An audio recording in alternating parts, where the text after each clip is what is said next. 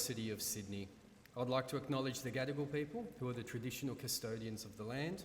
I'd also like to pay respect to elders both past and present and emerging of the Eora Nation, and extend that respect to other Aboriginals present here today. My name is Andrew Lasaitis. I'm the Speaking Competitions Officer for the New South Wales Department of Education. You're about to witness the 2019 final of the Premier's Debating Challenge for Years 11 and 12 students for the very impressive Hume Barber Trophy that sits over there. The Hume Barber English Speaking Union debating competition is the oldest competition of its kind in New South Wales. It began in 1930 due to the generous donation of a trophy by Miss Hume Barber, a descendant of Hume the Explorer, after whom the Hume Highway is named.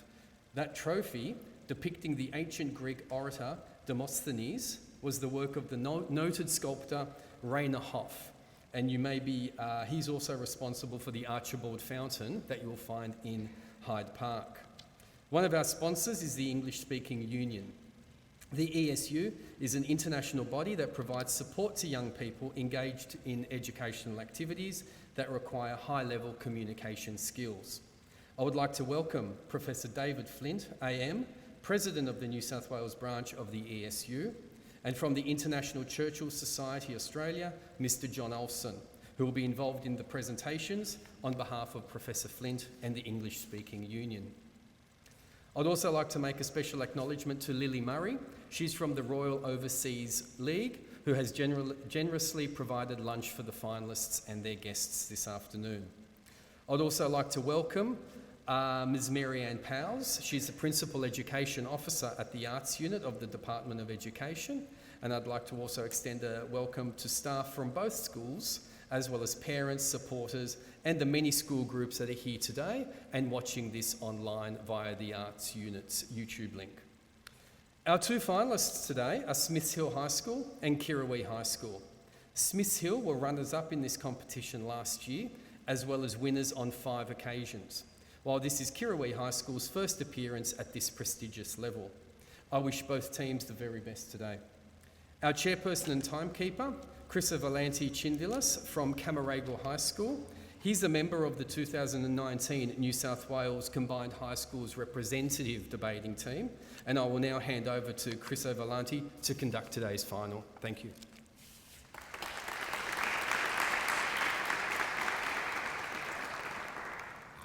I welcome you all to the state final of the Premier's Debating Challenge for Years 11 and 12 for the Hume Barber Trophy. This debate is between Kirrawee High School and Smiths Hill High School. The affirmative team from Kirrawee High School is first speaker Arabella Dennett, second speaker Ben Nolan, third speaker Cooper Gannon, and fourth speaker Nilu Kedemos. The negative team from Smiths Hill High School is first speaker Gemma Heady, second speaker Tom Belshanks, third speaker Laura Charlton, and fourth speaker Grace Mann. The adjudicators today are Sarah Jackson, Thomas Shortridge, and Andrew Lasaitis. Sarah Jackson was a state representative debater at school and coached representative teams to a state level and is now a senior adjudicator for the New South Wales Department of Education. She has presented workshops in debating and public speaking to students across New South Wales and has created and presented professional learning to teachers accredited with the New South Wales Education Standards Authority in debating best practice and pedagogy. She is a University of Sydney graduate and is now studying for a Masters of Global Health. Thomas Shortridge is the 2019 coach of both the New South Wales Schools debating team and the Combined High Schools team. In school, he was a member of the New South Wales and Australian representative teams. At university, he has been a semi-finalist at the World's Debating Championships and a top 10 speaker at the Australasian Debating Championships held in Bali this year. Thomas is currently studying politics and history at this very university. Andrew Lasaitis is stepping in for Eden Blair today. He is the State Coordinator for Debating for the New South Wales Department of Education at the Arts Unit. Each speaker may speak for 8 minutes. There will be a warning bell at 6 minutes with 2 bells at 8 minutes to indicate that a speaker's time has expired. A bell will be rung continuously if a speaker exceeds the maximum time by more than 1 minute. The topic for today's debate is that corporations in the developing world should be allowed to hire children in return for providing them with an education. The first affirmative speaker, Arabella Dennett, will begin the debate.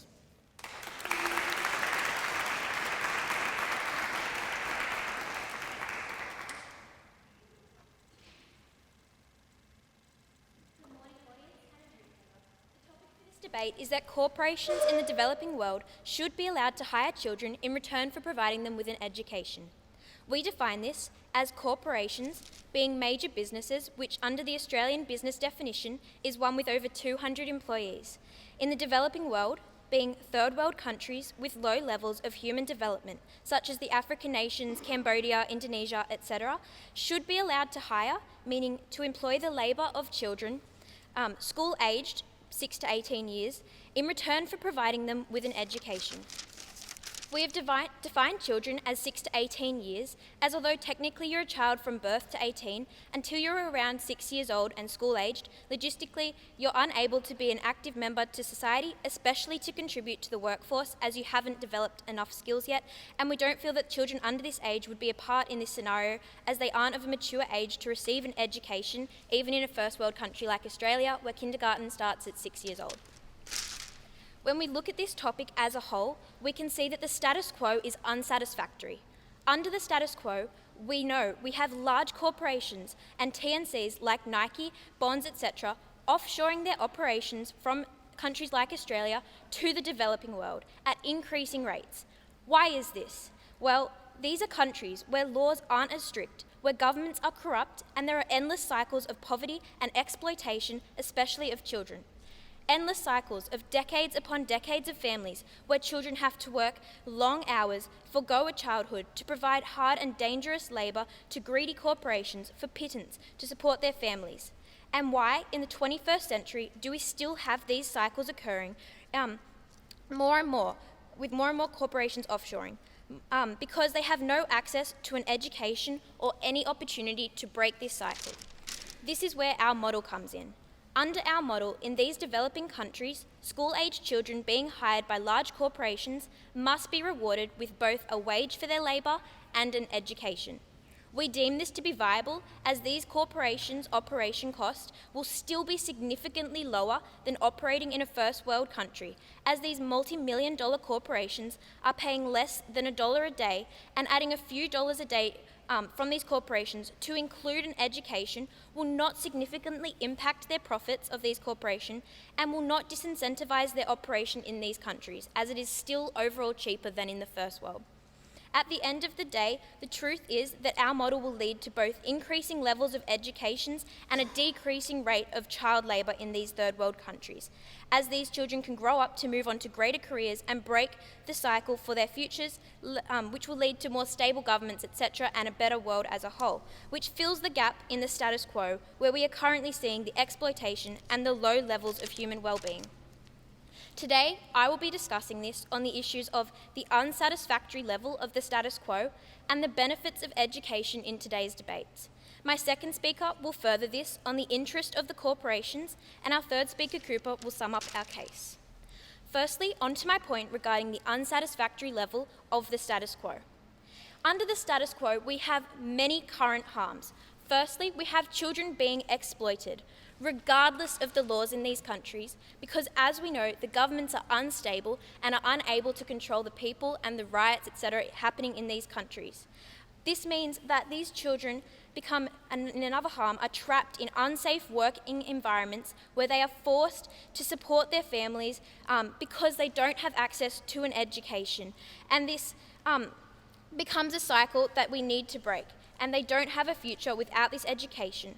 Another harm is that they're being forced into these industries to support their families, where the cycle continues, because their parents haven't had access to an education, so they can't receive a higher level job or a higher wage. And this is why the solution is, under our model, corporations should offer an education. Because currently, as we see, children are being exploited regardless of the laws. Therefore, the only way to get them out of the situation is to enforce laws on something that we can regulate, which are these large transnational corporations, to give these children an education as well as a wage in return for their labour. Because at the end of the day, enforcing child labour laws doesn't work in these countries, or we wouldn't have child labour. It will happen anyway, as we see. And in the past decade, the World Health Organization has exposed countless children caught in vicious and permanent cases of child employment. One example is the discovery of an 11-year-old boy working in a copper mine in Kenya. If this boy were to have been educated through the corporation he worked for, he could potentially break out of the cycle and seek higher employment or even a higher skilled, higher paying job within the same corporation. And this is instead, he is trapped in this cycle and will most likely end up dying in the mine from unsafe working conditions, unsafe environments, because he doesn't have the education to escape, to break the cycle. And then this becomes an intergenerational problem. So another area under this point is the outcome that our model will have. Our model works to provide a solution for these harms. It provides a solution to child labour by giving them an education. It increases education levels and improves the access to opportunities and employment that these children workers will have. It also reduces the harm of being trapped in this dangerous cycle, as it will improve the working standards in these countries overall. Because people can become trained in what they do and seek higher opportunities in these countries, in these corporations, which perhaps can lead them to overseas opportunities where they can become further qualified and return to their country to help set up new jobs and a safer environment where, through our model, this will occur. Why other methods won't work? We can't legally enforce education or no child labour, as we can see in these countries. We can't pressure the governments into enforcing this because they can't even control their countries. They are currently unstable. And health and aid organisations, as we have tried, don't have enough power to make effective change in these. Therefore, the corporations who do have such power will be an effective avenue to pursue, as under our model, children can still support their families but also receive an education at the same time, which will allow them to have more opportunities in the future, which steps in where current plans have failed. And this leads me on to my second point of the benefit of education. Education is a right, and our model benefits those who can't support their children's education, which is the majority of these developing countries, which is why they are sent to work to support their families, hard, long hours for the rest of their lives, as they don't have the education to do anything better. This gives them the opportunity to break the status quo personally, by them personally being able to seek higher employment where their parents have failed. It also enables them to share their education and knowledge with their families. For instance, they will understand more ways to improve their way of life. For instance, if like PD, they can learn first aid, how to properly dress a wound, or basic math to save money, how to communicate better within their language. And these kinds of skills can help to benefit the overall human well-being in these countries, improving mortality rates, improving life expectancy, etc. It also has a generational effect. It provides hope for a better way of life and for these people to aspire to something more. It breaks the cycles, as we've seen, as these children can go on to other areas and bring the knowledge to their families. And it improves the well-being of the countries in these scenarios. It also has a global effect, reducing the world inequality, as these people who have an education can go on to further roles, and they can come back and work for their government, improve their governmental frameworks through new knowledge, increasing their stability. They can also improve the living standards and the global relationships of these countries, and corporations will also have an incentive globally based on their reputation to be helping these children. And by sharing this new education to workers, as consumers, we are more likely to support these corporations as we want to do our part to help, and by buying their products, it's giving them profit to help support the implementation of this education. Therefore, at the end of the day, our model presents no new harms, and when implemented, the only possible outcome If we don't do anything as negative team supports, we have no effect, and under the status quo, child labour will still exist. Therefore, our model is necessary to break the cycle and to decrease child labour as it stands. Thank you.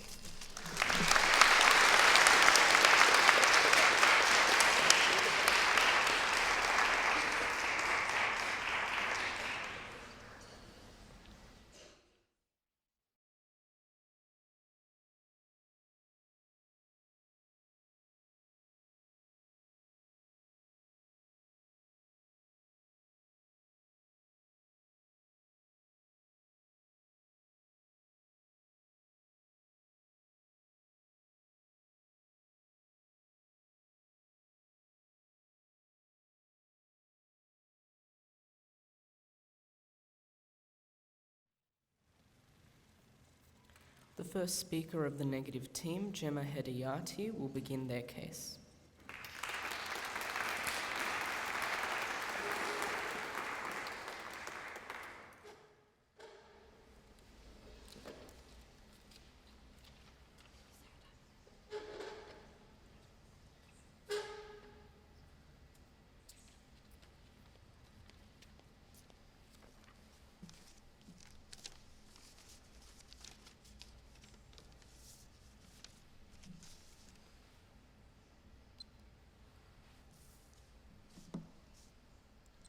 Ladies and gentlemen, the opposition are not solving anything through this model. Yes, children are already in child labour, despite its illegality. What the opposition's model does is legitimise these companies that already use child labour. They encourage even more children to undertake child labour, and they provide these kids with a limited education in return for demanding, exploitative physical labour. Companies have no right. We have to protect children. The opposition has stood here today and presented a model that is effectively legitimising a practice we both agree is exploitative, morally wrong, and is evil. The opposition admits from the bat that corporations are greedy. And on our side of the house, we see this as there is going to be zero chance that corporations are going to be following rules, following the regulations that will be put in place with this model. Because of this, we know that under their model, all current systems are just going to get worse. We're going to see more children getting employed. We're going to see worsening conditions of child labour. And as I will talk about in my substantive today, this is going to be a lose-lose situation for everyone involved. The status quo does see children who are exploited, but this is regardless of the law. We agree, and we think this is why corporations are not going to follow any regulations set up by the Affirmative today. Children are exploited regardless of laws. However, offering no change in the laws and actually just legitimizing this is justifying a practice that we all agree today that is evil. They presented in their model that this is going to allow children an opportunity through education to break out of the cycle of poverty and inherently improve their own position in life and for future generations and for the development of their nation. There are like 4 reasons why this is incorrect. First of all, companies are going to be exploiting children in things like manual labour, things like mining, things like manufacturing. This is going to create, obviously, a massive strain on little kids' bodies, 6-year-olds, leading to injuries. Second of all, we know that corporations have an incentive to not let people break out of a cycle of poverty. We know that corporations benefit from keeping people in poverty. So why would corporations want individuals to rise up? And we think that it's very unlikely for children to be allowed to continue their education and that companies will encourage them to keep working for their education, which leads me to the final reason why this is just totally incorrect. If an individual has been working at a place since they were 6 years old and the company asks them to stay, what is the likeliness that they will continue to rise up in the world? No, they're going to be stuck working at a corporation that exploits them for the rest of their life, which just enables the Affirmative to keep individuals in poverty. There's always going to be also more people doing the heavy labour positions than management. There's not going to be an opportunity for every child to rise up, and in fact, no children are going to be rising up in this model, as I've already proved. And we think that finally they said that, companies want to maintain a good reputation, therefore they don't want to be known for being exploitative. Well, we know for a fact that this is wrong because literally so many corporations are in the news for using things like sweatshops, for exploiting people, for paying people incredibly low wages, but individuals do not care and they still continue to buy these products. And because corporations are motivated by profit, we know that this is false and companies do not care about their good reputation. Today I'll present 3 points. First of all, why a child should never be forced to work for their own human rights. Second of all, why child labour will rise under this model. And third of all, why free education goes down. My second speaker will present why this awards corporations increased power and why this is harmful. Okay, so we know that education is a fundamental human right, and we believe that children should never be forced to work for this right. We think education is a fundamental human right as it provides children with autonomy. It allows them to break out of this cycle of poverty. And we think that because it is such an incredibly massive power, it should always be free and children should never be forced to have to do anything to gain this. We think that this is an inherent right that children should just have. We think that education gives children a sense of purpose, it increases their happiness, their personal development, and it is essential in having a good quality of life. This right is recognised internationally by bodies such as the UN, the Human Rights Commission, as necessary because of the importance of education. The opposition's model makes it such that children need to work in an exploitative, dangerous environment for a fundamental human right that everyone should have. And we think that this is just pure evil, it's exploitative, and it's just morally wrong on every single level. Even if it benefits the child, which we've proven it doesn't, and which we'll continue to prove, the opposition is never going to be morally justified to implement this model in which kids as young as 6 years old are forced to work for a right that everyone should just be able to have. Now into my second argument of why child labour will actually rise under this model, which the affirmative has denied. But so first of all, we see that companies and corporations are always motivated by profit. Because of this, they will go to any lengths, such as sweatshops, where people are working 17 hours a day, such as all of the dangerous factories that have collapsed and burned down in the recent years where hundreds of individuals have died, such as the high levels of suicide. And we see that corporations do not care about these damaging results which ruin the lives of millions of people worldwide. And this is the proof that corporations do not care about people. Corporations care about profit. And because you can literally see the evidence of this, why would this change under the opposition's model? Corporations are already illegally using child labour, and the negative ramifications such as reputation or anything like that. So because companies already use child labour, we think that illegally, that there is not going to be an improvement for children, and it's just going to continue. And because it is legalised and justified, it's only going to become a lot worse. And we think that because governments in developing nations don't have any control over the actions of corporations, even in the best situations of legality, this is never going to work out.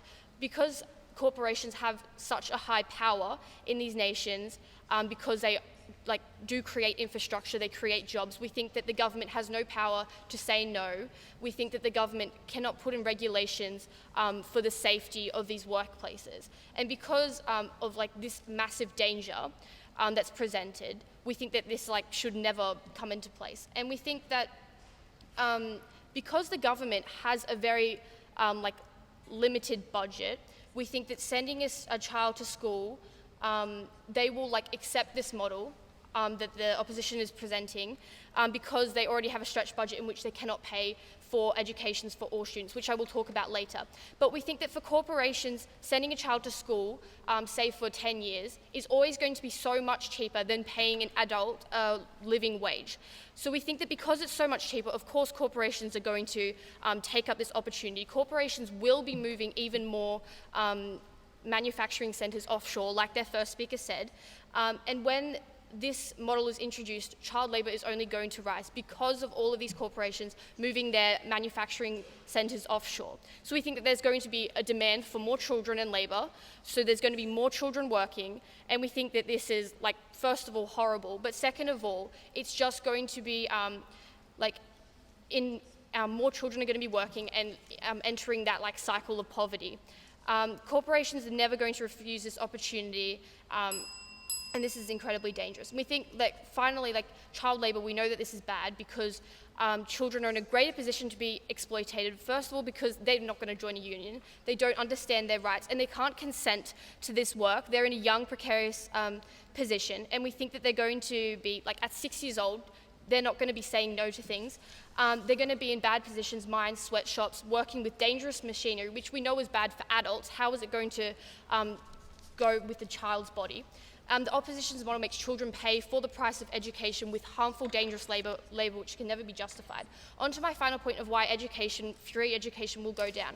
We know that the government cannot provide this, and that NGOs, they will be more than happy to accept this proposition. We know that NGOs and charities with this opposition are going to be much less likely to invest in education because it's offered. But what price is it offered at? It's offered at an incredibly dangerous price. This means that all current effects to give free education are going to be gotten rid of, and it means that education will not be offered for free. Under the opposition's model, they are exploiting children, and that is something we do not stand for.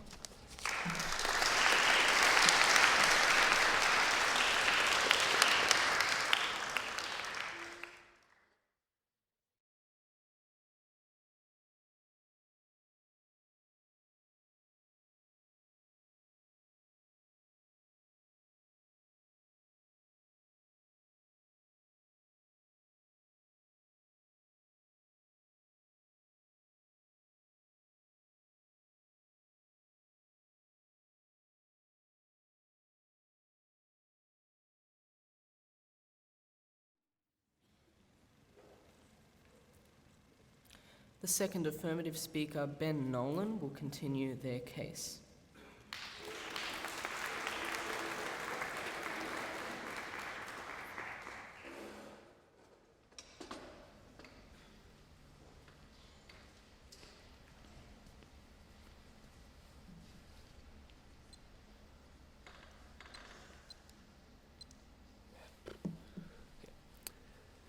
The negative team today would have you believe that the status quo is better than the model we are proposing.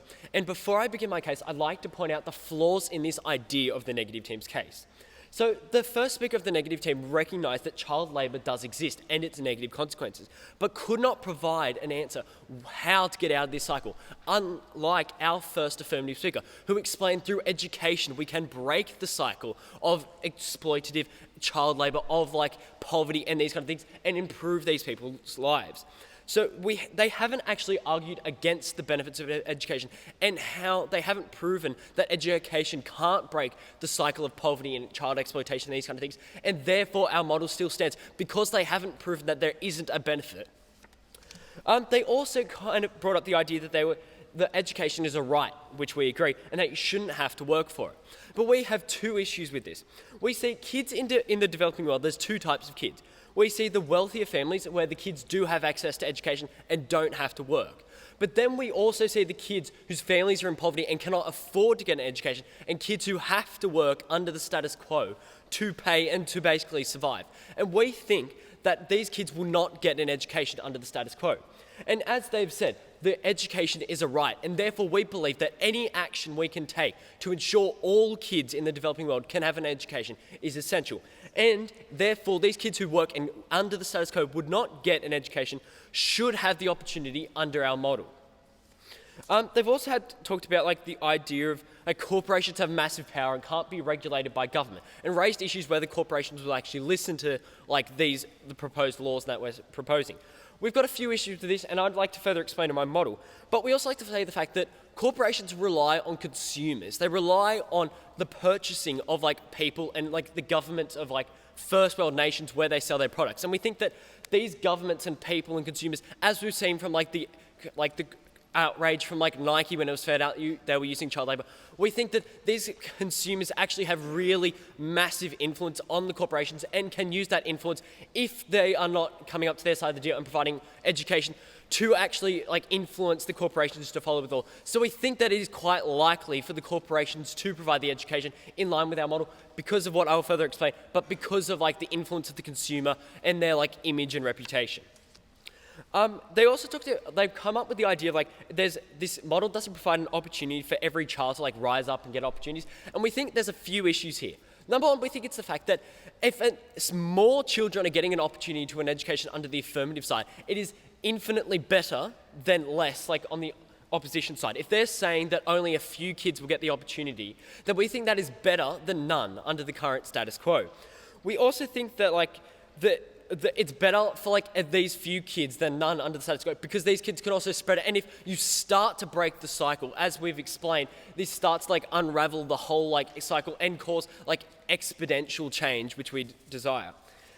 They also talked about the government can't afford corporation and education, sorry.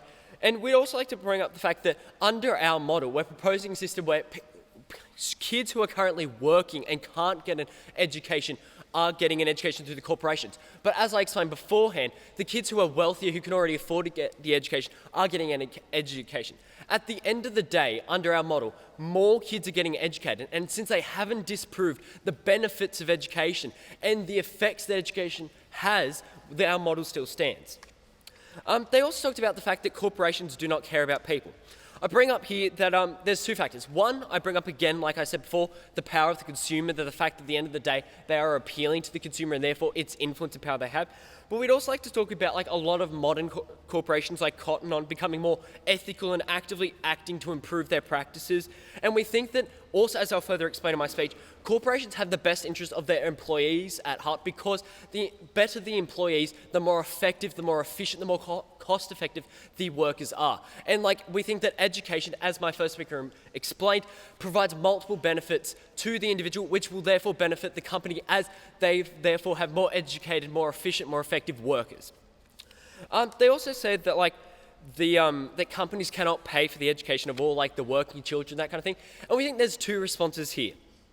So first of all, currently we look at the minimum wage in Australia that people are paid, and then we look at the 10, 50 cents that workers are being paid in these developing countries, and we think that they could quite easily pay for the education and still not being paid the amount that we are in the developed world. So we think that it is actually quite fair to expect them to be paid and get the education, because we think that's not even anywhere close to what they're getting paid in the developed world. So we think that's fair. And we think as well, what it will do is it ensures that so there's two situations here. Either kids are getting educated more, and more kids are being educated under our side of the model, or they will stop employing kids and reduce child labour. We see both sides of our model, and regardless of the situation, there are benefits that the negative team and the status quo cannot provide. They also talked about little kids getting injured and that kind of thing, and we'd like to bring up the fact that, again, they recognise that child labour is already happening, and it is not changing under the status quo. And we think that since this is happening anyway, any action to provide education, as we've explained, will change the cycle and break the cycle, is important to take. We can also, we say at the end of the day, that education can only be beneficial, and as the benefits, as my first speaker explained, since there is no negative to receiving an education, it can only benefit these people and actually improve the living standards of these people and be a positive thing.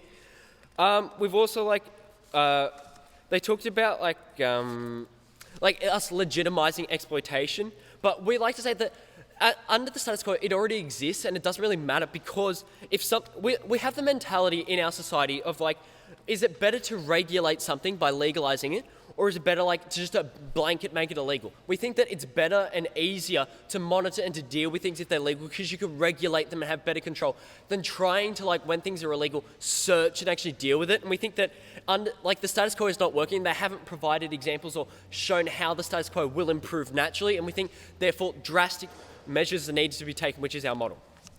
I'd now like to move on to my case. My first speaker explained the issue with the status quo and the benefits of education.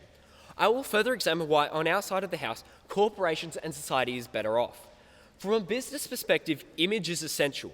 The influence of the consumer, and if a corporation is empowering and educating third world kids, its reputation with the consumer improves, and therefore as does its sale. A consumer is much more likely to purchase with a company or a corporation that it knows is ethical, that it knows aligns with its moral values, than it is an unethical corporation.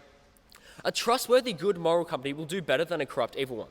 So we look at things examples of modern day environmental straws, those kind of corporations, cotton, as I talked about before, which are gaining like influence and popularity in society because they are being ethical, because they are appealing to what society's morals and values are. And we think if these companies are actively like educating students and doing things, consumers will actually be more likely to purchase and engage with these companies because they connect with their moral values. If there are news getting out, like we've seen of Nike exploiting kids or not educating them, we think there's less likely to be like desiring to influence or to pay these companies. So we think there will be actually influence and reasons for these corporations to educate these kids under our side of the model. We also think that children working in these corporations are less likely to be exploited under our side of the model, as when kids are educated, they understand their rights more, they're more likely to like speak up and report or deal with like exploitation. And we also think, as my first book explained, like they're more likely to get better jobs in their like adulthood and then break the cycle for their youth. And we think as well that at the end of the day, the cycle will be broken by education. And since they haven't disproven the benefits of education and the ability of education to break the cycle of like poverty, of like child exploitation, there is no reason not to implement our model. To invest in a child's workers' education for better employees and reputation is essential for a company. So companies in the developed world already invest in like courses, education for their like employees, and we think it's the same situation in the developing world. So like education creates economic stimulation for the companies and for like the society as a whole, and we think that better educated employees means the company's more efficient, and for this reason we are proud to affirm.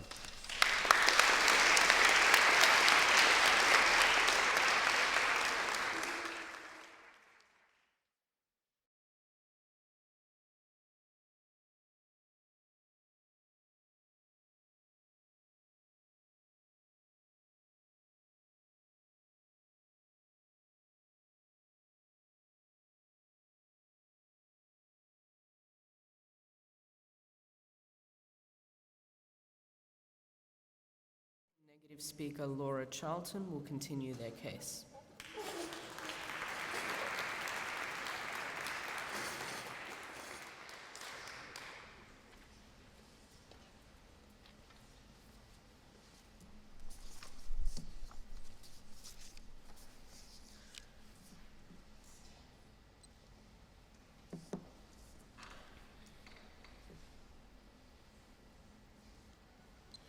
Panel, the opposition conceded from the get-go that child labour was evil and exploitative, but they said essentially that it could be legitimized if it ended the poverty cycle. First of all, we don't think that it is possible for it to end the poverty cycle, as I will go on to later. And second of all, even if it ended the poverty cycle for the few children who were lucky enough to be selected to rise through the company ranks or study overseas, a vast majority of those children were still in this poverty cycle, would still go on to raise children in that country in a nation where child labour is now totally legitimized. This model is a moral travesty and we cannot support it. 3 questions in this speech today. The first, can this model ever be morally justified? The second, will this model actually have any practical benefits to the children? And the third, why this model will award corporations increased power and why that's bad. That last point is a piece of substantive. So on to this first question of whether this model can ever be morally justified. Just remember first here that right at the beginning, we told you at first that it is morally reprehensible to force a child to work for a human right that should and can be given freely and without reservation. We told you that there were ways for this to happen in the status quo via pushes from other nations encouraging these countries to give free universal education, through NGOs such as World Vision going in and building skills. We also told you at first why that was going to end under the opposition's model. We got very little pushback from that. But now to what the opposition actually said. So the first thing we heard is that we need to reward these children for their work with an education, which we just think is like morally horrific because this shouldn't be a reward, it should just be something that they get. And they also told you, second of all, that, poor children don't get the opportunity to get this education, they just have to work. But we thought that due to this organic change surrounding what is happening currently, that is NGOs like World Vision and Save the Children going in and building schools, they'll be a lot less likely to do this when they know that the corporations in that country are already offering education, regardless of how limited that education is. Therefore, it is much less likely that you are going to get educators with good moral reasons for going in for education. Rather, you're going to get these corporations who only want to educate these kids in order to exploit them for physical labour. The second idea under this theme of moral justification is what we get at first, and again pushed at second, which is that corporations want to look good so that people can buy their products. Therefore, it is very unlikely that they will treat these kids in a way that is bad. We think this is just plainly untrue, right? They say that a trustworthy corporation will make more money because it will appeal to more morals. We think it is probably very agreeable that Apple is one of the most profitable corporations in the world. They had 7 people, workers, commit suicide by jumping off the top of the Apple building in China where they were manufacturing their phones. What was Apple's response to this? They put a net around the building, gave a 1-sentence apology, and changed literally none of their practices. We know that these companies do not care about the well-being of their workers. They only care about the profits that they can get. It will be the same for children. They'll probably give them a very limited education that just fulfills their what they need to do because they need to make as much profit as they can, and then they will continue to make them work in mines, in textile factories, in dangerous situations in order to get as much profit off these children as they can.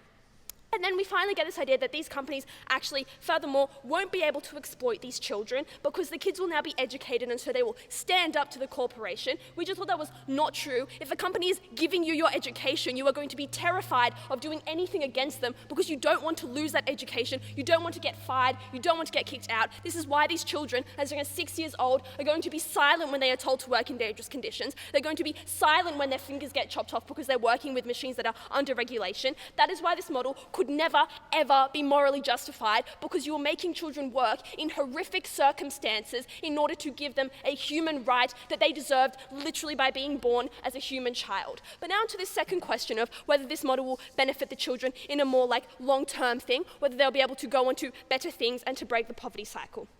This is a big push from the affirmative team. They tell you at first that these children will be able to break the poverty cycle by growing up with an education. At second, they tell you that it's infinitely better to have a education than no education at all. We have a couple of responses to this. One, it is likely that these conditions, as we've proven to you, will be incredibly dangerous and taxing. This means that these kids could potentially have ongoing health problems. If they're working in a mine, they could have respiratory problems for the rest of their life. If they're working in a dangerous textile factory, they could have their limbs chopped off. It is very unlikely that if those things are happening to these children, they'll be able to move on to bigger and better things because they will be forever affected by the way that this company has treated them. Second of all, we think that the company will want to retain them because since these children have worked there since they were literally 6 years old, these kids will probably have some sense of loyalty to this company, regardless of how badly it treated them, because it gave them an education. Therefore, they'll feel like they owe something to this company. The company will want to retain them there to keep them working for them.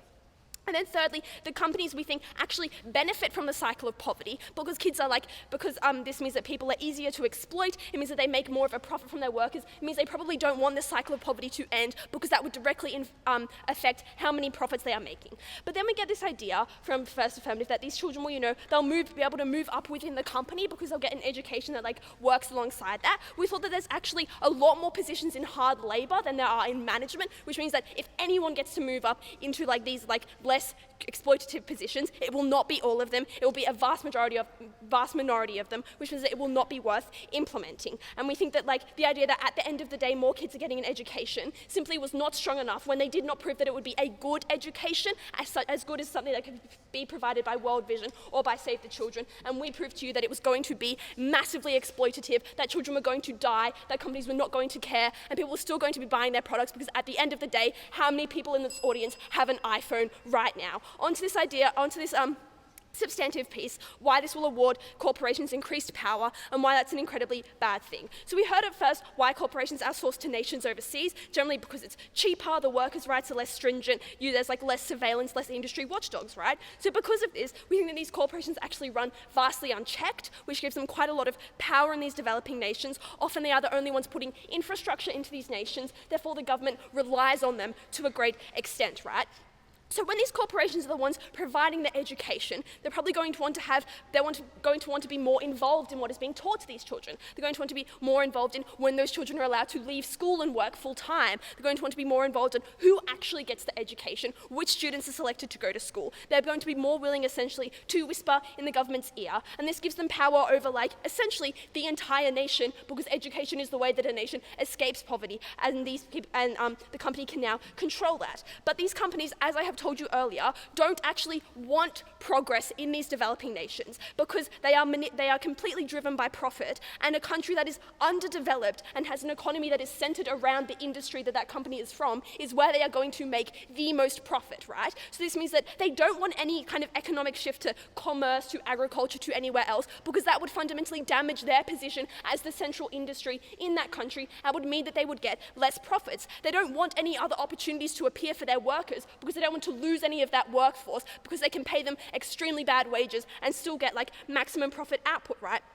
And they want to be able to still exploit these people without ramifications. And so we think that giving corporations the tool to essentially what could build that country into something that was more diverse in its workforce, and instead allowing them to simply take something that they benefit from and continue the status quo, except to a much worse extent because they are literally allowed to exploit children now, and it is fully legally feasible, is something that will essentially mean that these countries will never develop beyond where they are today. It will mean that the status quo, which is organic change towards a more educated and broad-based economic system through NGOs like Save the Children, will no longer be viable. It will mean that these children are exploited, more children will die, more children will be injured for the rest of their lives. That is what the opposition's model is today. Stand to protect the children. We are so proud to negate.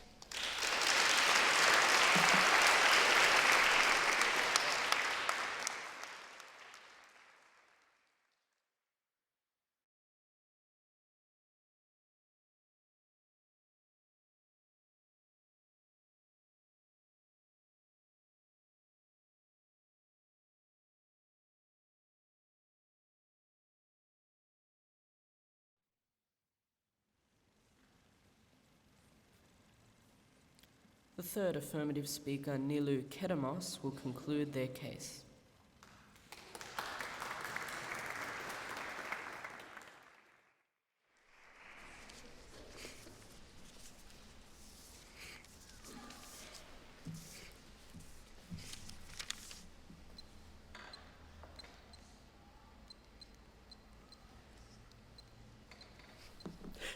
Ladies and gentlemen, today's debate was fought from the opposition in 3 avenues.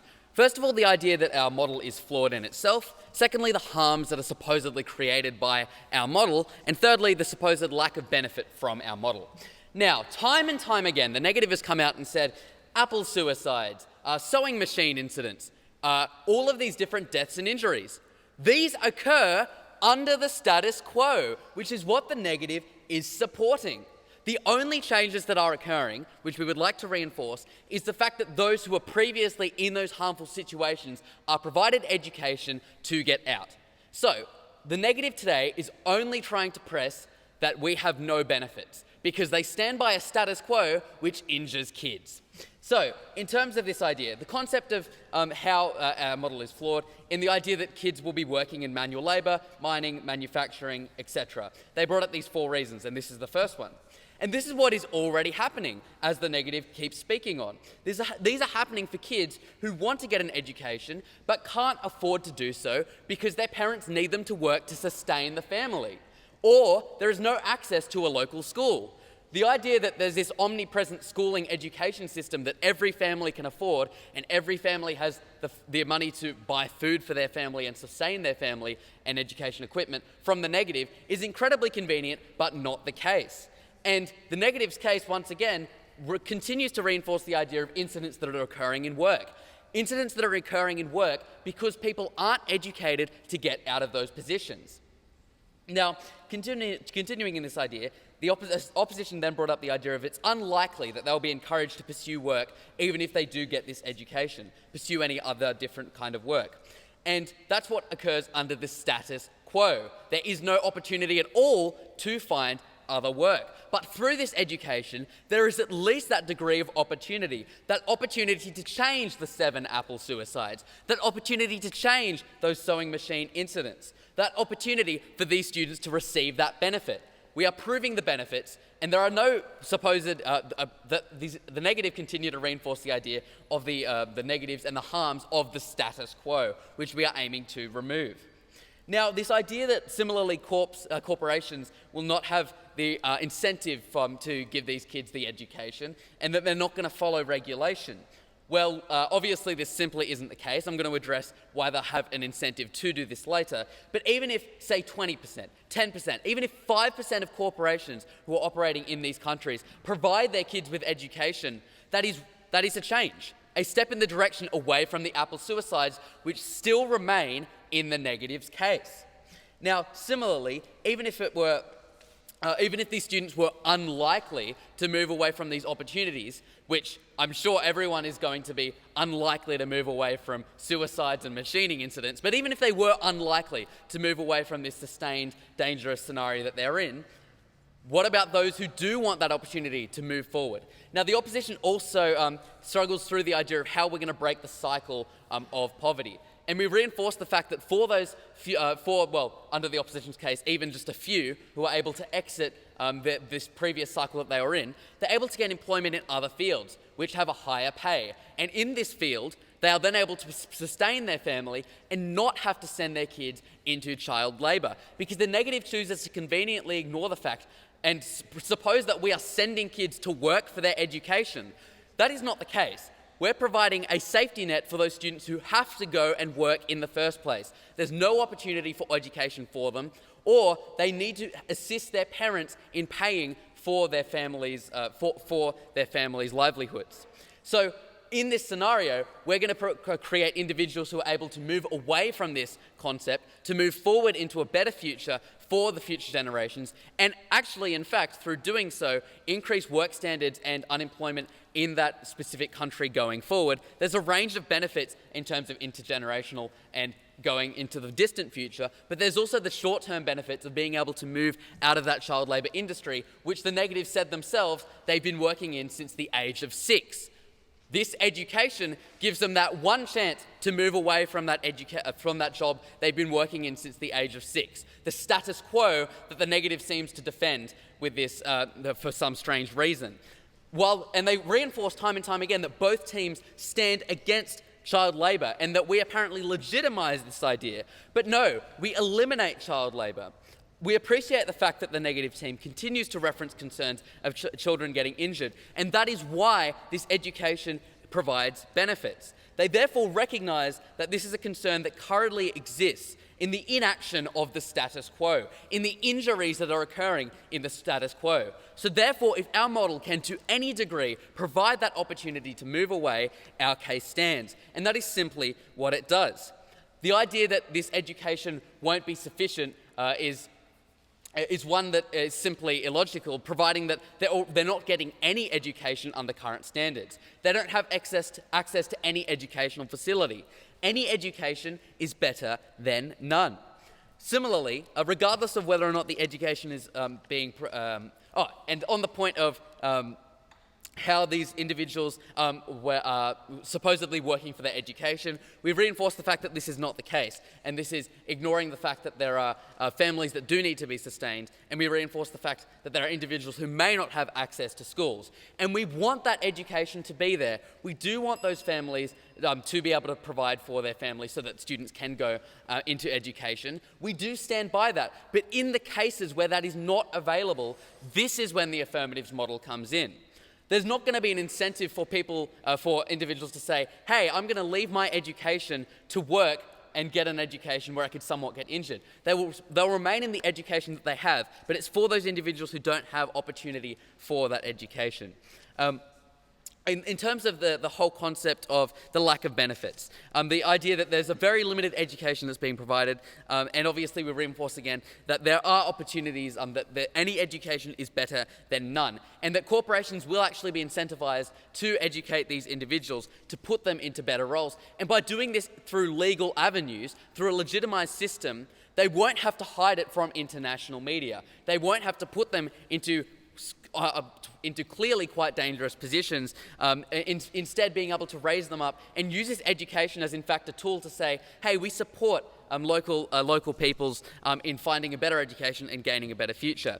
And the whole idea that companies are infinitely cruel and they don't listen to any of their any of their customers goes against the recent Nike pulling of the Betsy Ross shoe over concerns of colonial racism, the whole idea of Target's review of its sources from which it gets its $7 shirts, and similarly the review of Cotton On, in which it's moved towards much more sustainable sources.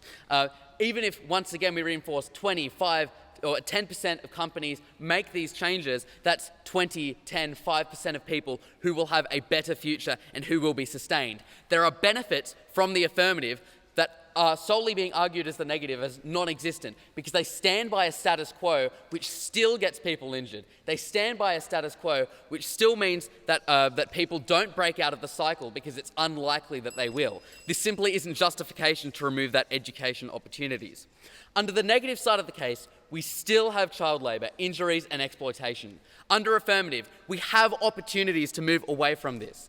Both sides agree that child labour is a cruel thing, but the affirmative side is one that believes in a possible solution. This was reinforced in our first speaker's concept of the idea of the status quo's flaws and the benefits of this education. And our second speaker reinforcing that it's in a corporation's best interest and that the solutions that are available are indeed incredibly feasible. It's a practical solution to the issue. Simply outright banning child labour is already in force and still has the effects that the opposition speaks of. And we once again reinforce one final time that the affirmative is providing solutions for the issues that negative raises themselves.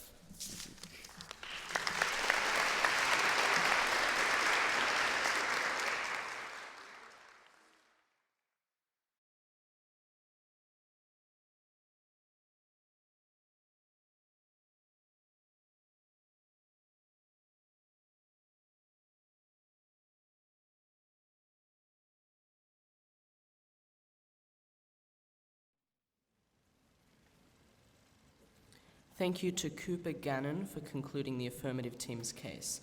The third negative speaker, Tom Belshanks, will now conclude their case.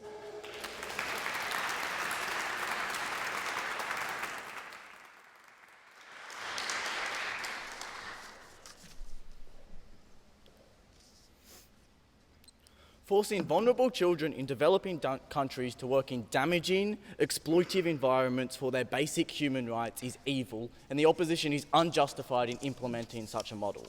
We have said down the bench that there is a solution aside from what the opposition is suggesting. Through government aid, through international pressure, and through NGOs, we are giving a free education to people in developing countries at an increasing rate, and the opposition's assertion that no children are getting an education and everyone is in child labour is flawed, and we have presented in the status quo that there is organic change, and the opposition's model gets rid of this government aid, gets rid of the international pressure, and provides no reason for the NGOs to be involved and provide this free education, so they are directly damaging this organic change and implementing a flawed and unmorally justified model. We have two questions in this debate. The first one is the opposition principally justified in implementing their model? And the second one is, which side of the House creates better results for the children?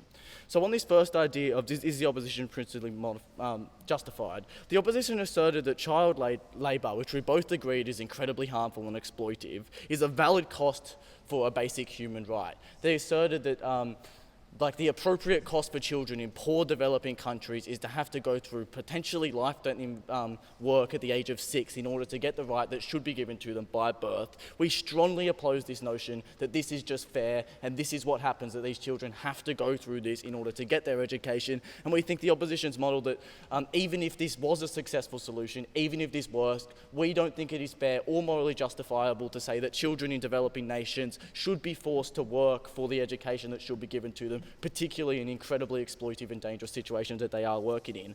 Furthermore, we think that the opposition is legitimizing child labour in poor families. The only solution offered by the opposition to child labour is to be rich. The only solution they've presented is to get an education, get a job and get out of there, because if you're poor, you're going to be in child labour. We think in the current status quo where it is illegal, we don't think every single poor child in a developing nation has to work in child labour, and we think there are ways to combat this, and we think it is a morally unfair claim for the opposition to make that just because you're poor, you have to work in child labour. So even if the solutions that they present stand, which we will show that they don't, and in fact cause more harms, it's principally unjustified to implement the model because no children should have to work for an education that should be given to them.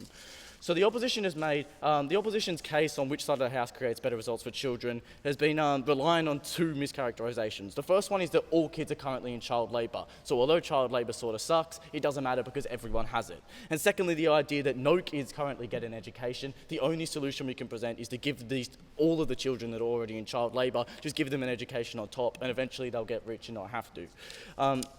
So a couple of ideas. In the short term on this, the opposition conceded all of the harms that come with child labour. They have agreed down the bench that exploiting, it is exploitive, it is damaging and can cause all of these injuries and risks to children. But they said that child labour already happens, so the only change is that the opposition's the good guys, they're just rewarding these kids that are already in a crappy situation. So first of all, even if the case was true that all children were already experiencing this and the child labour rates would not change because they're already so large, we think that it is wrong to justify practice, even if it is incredibly widespread. To make it legal and to make it justified and to make it legitimate is inherently wrong. Secondly, we think that this practice is illegal and it isn't widespread to the extent that the majority of children in every developing country is practicing child labour, because there are legitimate international bodies as well as national bodies that are combating child labour to the extent that it's not happening on such a broad scale that every single child in these developing nations is working. So what we say instead is that what the opposition's model does is create a far, far more widespread problem, in that there are going to be a huge portion, as we've said down the bench, of more and more children working in a practice that's now illegal. The opposition has conceded that and agreed with us when they said that this is a cheaper price. It's obviously cheaper for a company to pay a kid from 6 to 18 to go through school, and it's obviously cheaper than paying a full-time wage in a first world country. So we think the company body, like corporate bodies, are going to continue to be incentivised to have these children in practice. So we think it's going to be far more likely that all children are going to be working in child labour, and we think there's going to be a significantly increased portion of children working in child labour. And we think, because both sides have agreed how harmful this is an incredibly harmful result of the opposition's model, and as a result it should not be implemented.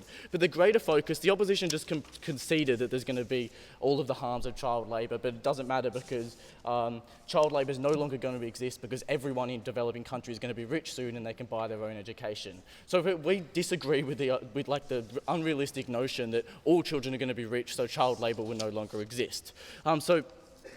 First of all, as I've said at the start, the opposition's claim that they're the only side that gives an education is not true. Free education exists and is increasing in developing countries, and more children are getting the opportunity to break the poverty cycle in a way that's better for them and more effective than the opposition's model through the education sponsored by these companies. So I'll talk about why the opposition's claim was reliant on the fact that these children would get better jobs, they could potentially move out of their country where child labour is now legalised, and so they won't have the risk of child labour for the future generations. So this, we think that this claim that the poverty cycle is going to be broken is a flawed claim. So first of all, we think there is a direct incentive for the governments to discourage children from breaking the poverty cycle. As we've said down the bench, we think companies are going to continue to want to use child labour because both sides have agreed that this is a cheaper form of labour for them. So there's going to be much incentive for these companies to continue to discourage this breaking of the cycle. We think that what this looks like is education being discouraged in the workplace, people being encouraged to maintain in the same corporation so they won't break the cycle, people, even rich families, sending their kid to the free school where their children have to work. We think there's going to be much company incentive to maintain this legal form, particularly when it's seen as morally justified, particularly when they don't have to protect their reputation, because the opposition's model makes it that this is an okay thing to do. We think it's going to be much harder for children to break the poverty cycle because they're going to be actively discouraged to do so, particularly since they're going to be enfranchised within this company because they've been working for them since they were 6. They've been told by this company that they've been working since they were like primary school age, that this company is good. First, we don't think that the work standards are going to change because they're not going to recognise that child labour is harmful if it's legalised and legitimised. So we think the opposition is fanciful in saying that the children are going to be able to they've been working for a company since they were 6 in order to get their education. They're going to be able to recognise how flawed this company that's been giving them education is, and recognise that they're working in hard legal working standards. We don't think it's fair to assume that these children are going to get the education to recognise the damage they're being done to. We don't think they're going to have the ability to be able to, or necessarily the intelligence to be able to break that cycle. And even if they did, we don't think the limited education which the opposition is saying they're giving is going to be enough for them to be able to transfer those skills into a foreign country necessarily. So we think they're not going to be able to compete outside of their developing country anyway. So we don't think that even if they could bruise up within their developing country, we don't think there's any position for them to move outside that country with a limited education, so they're never going to be freed from this society which is reliant upon child labour.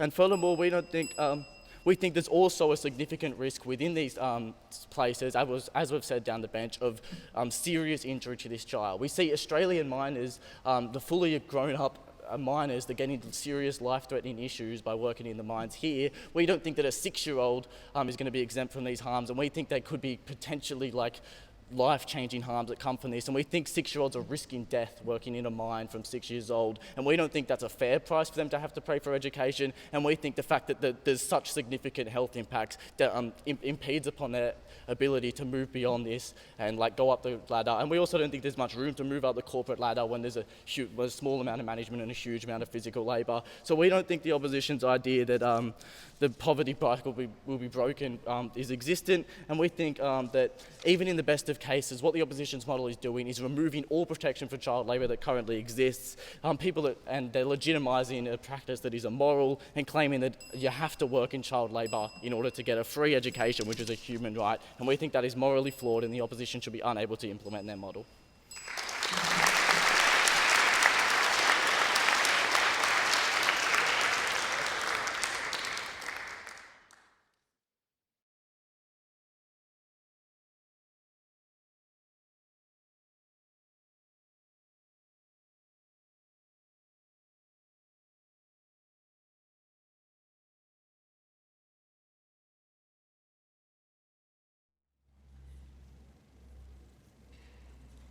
The adjudication panel will now retire to consider their verdict.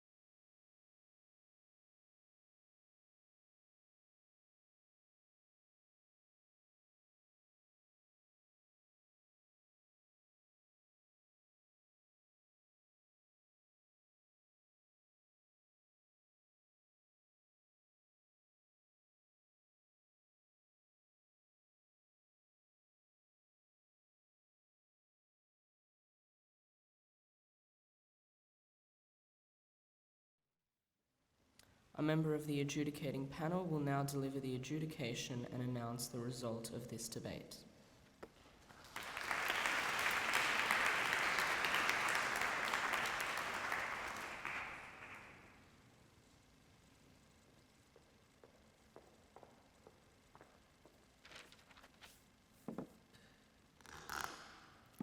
So hi everyone. So on behalf of the adjudication panel, we want to again congratulate both teams on what was a truly excellent debate. So I think we'll have another round of applause for both people making this debate.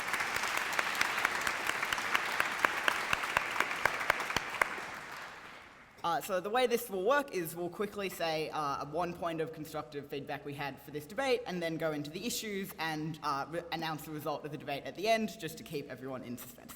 So the one thought that the panel had after this debate that was in all other regards incredibly high quality was to say that at points teams were sometimes unclear on exactly what the power of corporations was and whether or not the status quo was improving or not in the standards that were afforded to child labour or the standards afforded to education, and whether or not we were sufficiently able to keep corporate power in check. So I think having a very clear and consistent line on how that is happening would have helped both teams.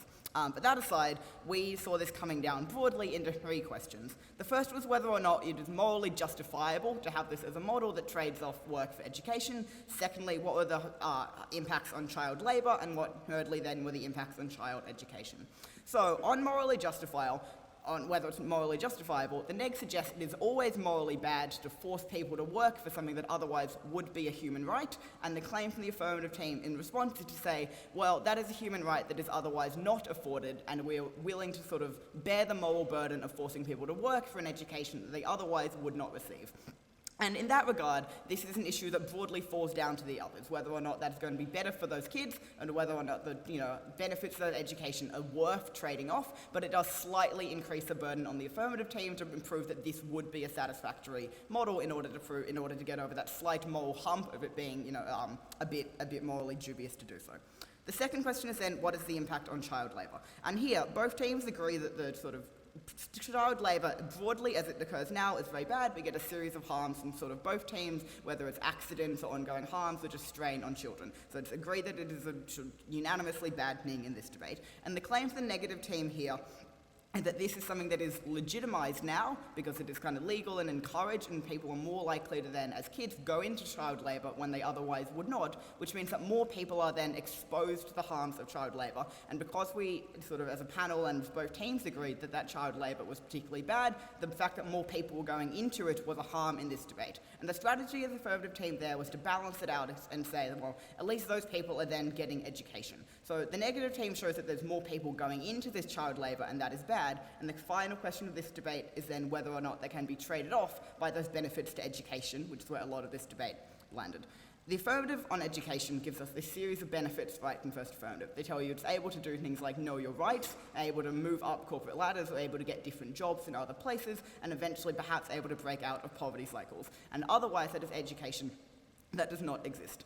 The negative team here does a lot to minimise these benefits. The negative team firstly suggests that, well, not that many more kids will be getting educated because as child labour is currently illegal, there is limited reason for corporations to give that when they're currently able to have child labour without providing education, and they would not do so. And this is where the clash about whether or not corporations have an incentive to appeal to consumers comes in, because the affirmative team says, well, they are likely to because they have to ensure that they're giving education to make consumers happy. And the negative team claims, well, ultimately the kind of bottom line is profits, and that is, and they give you a series of examples to suggest that corporations are unwilling to care enormously about the public appeal or the provision of education, and that while there are examples on both sides, we as a panel were convinced that there was not sufficient incentive to encourage all companies, and perhaps this third affirmative says this is then a model about the 5, 10 or 20% of companies who are willing to abide by that. So that's a way of minimising the number of kids who get educated. It is also minimised by saying that that education itself would be substandard, provided by corporations, particularly as second negative says, increased by and encouraged corporate power over the education systems. And thirdly, there's unlikely to be sufficient mobility created to overcome things like poverty cycles. And the strategy of the affirmative team in responding to that kind of mitigation is to say, well, even if this education is not perfect and not afforded to all people, there is otherwise no alternative to education. So even if it's not great, it at least gives something to kids who otherwise have nothing. But this is where the final strategy of the negative team comes in, which is saying that there are currently a series of people who are providing education, things like NGOs or international pressure or domestic governments, who are providing education, and now, in lieu of corporations providing it instead, would be encouraged to withdraw that education, which is why there's education that is otherwise provided, and the claim of the affirmative team that this is the only option is not true, and in fact this detracts the capacity of education. So because this was probably morally acceptable, because it meant more people went into child labour and that was bad, and there were not sufficient benefits to education, we as a panel unanimously gave this debate to the negative team. Congratulations.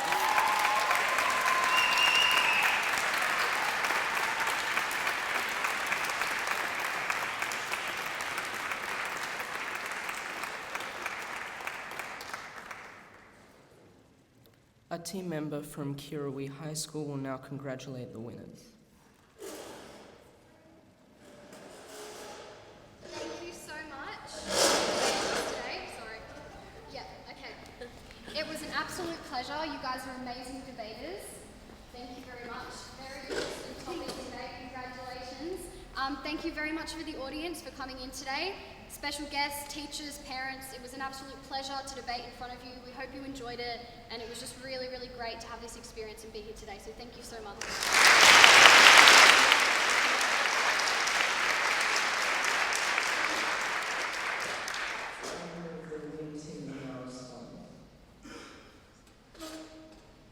Thank you guys. This marks the end of our 6 years of debating, and you guys gave us like a really good debate, and we really enjoyed it. And it's so great that we both made it to the finals, so congratulations for making it to the finals with us, and good luck for your futures and everything. Thank you.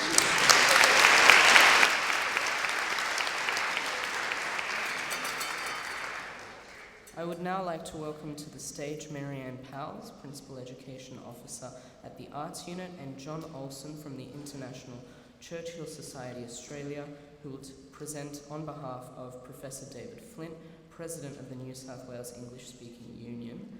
To the runners-up, Ms. Powles will present certificates, Mr. Olson will present medallions, and Ms. Powles will present the runners-up with the Principal's Trophy.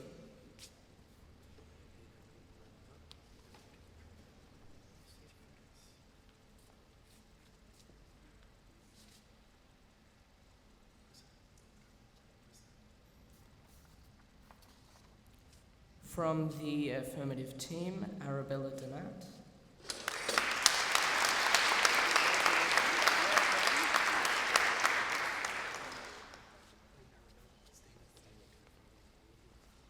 Ben Nolan.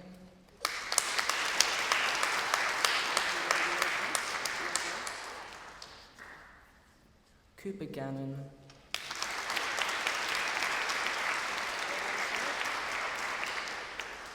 And finally, Nilu Kedem.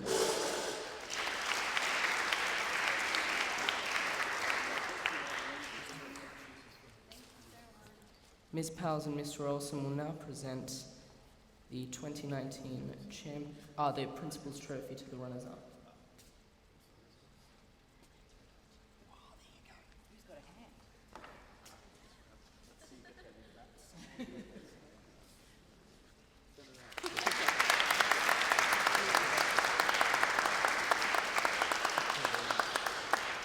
And before they leave their stage, sorry, Chris, I'd just like to also acknowledge and call upon the coaches from Kirrawee High School, Kathy Barden and Emma Farmer.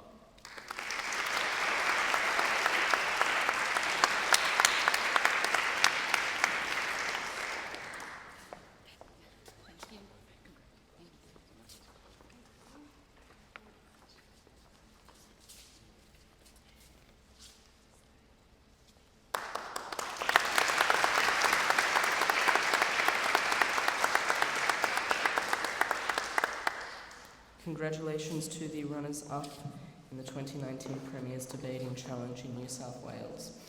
Ms. Powles and Mr. Olson will now present the 2019 champions with certificates and medallions. First of all, Gemma Heady.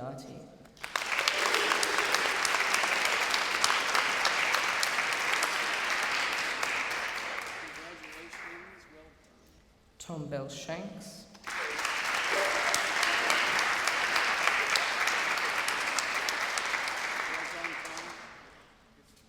Laura Charlton.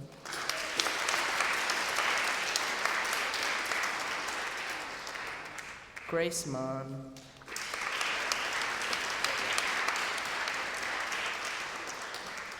And their coach, Kerry Doyle.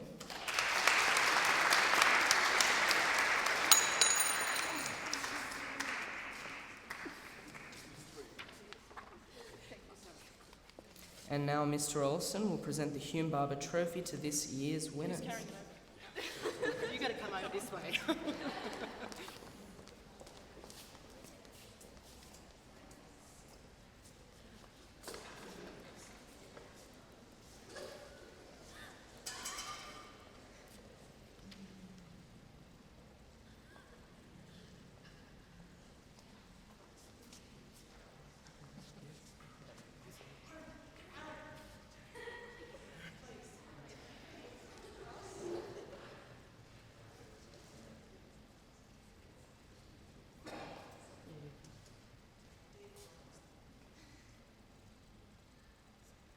Congratulations to Smiths Hill High School.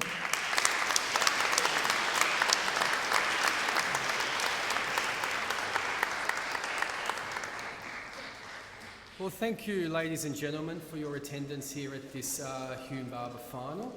I trust you've enjoyed your day. Congratulations again for both Kirrawee and Smiths Hill. Thank you for all of the effort that all of the coaches and the teams put in to get to this particular level. I'd also like to make reference and a round of applause for Chriso, our chairperson and timekeeper.